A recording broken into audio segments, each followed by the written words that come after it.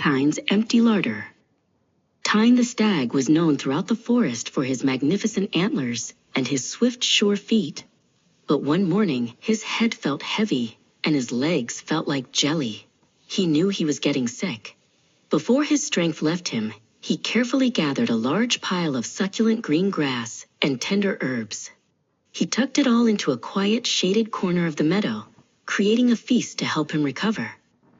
Tyne lay down beside his food, resting his heavy head on the soft moss. "I will stay here until I feel strong again," he whispered to himself. "I have enough to eat while I rest. I just need sleep and quiet." He closed his eyes, his breathing heavy and slow, hoping the forest would be peaceful while he recovered. Soon, Clover the rabbit hopped into the glen. She had heard that Tyne was unwell. "Oh, Tyne," she cried, her long ears drooping with concern. "I heard you were feeling poorly. My heart just breaks to see you lying there so helpless." She sat right next to him, looking at him with wide, sad eyes. Clover stayed for a long time, talking about how much she cared for him. But as she talked, she began to feel a little bit hungry from her long hop. She reached into Tyne's pile and nibbled a few blades of grass.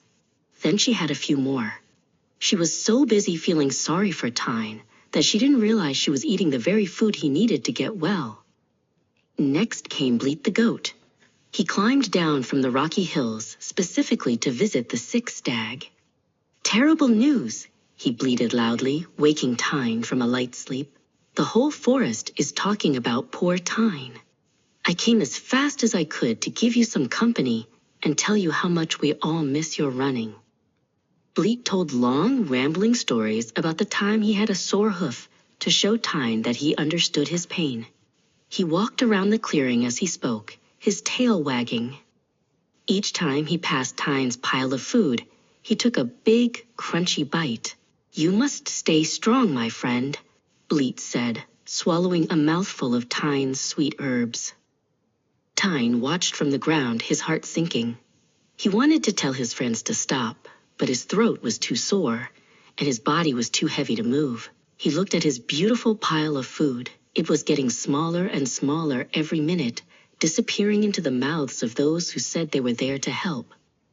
Clover and Bleat sat together near the oak tree, chatting about how wonderful it was of them to spend their afternoon with a sick friend. They felt very proud of their kindness.